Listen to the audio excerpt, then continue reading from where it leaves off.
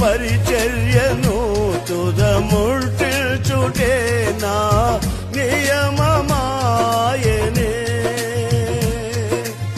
నీ సన్నిధిలో నీ పొందుకోరి నీ స్నేహితుడానైతినే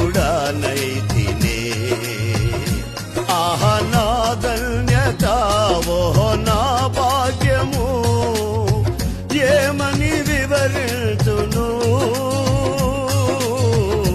ఏమని వివరించు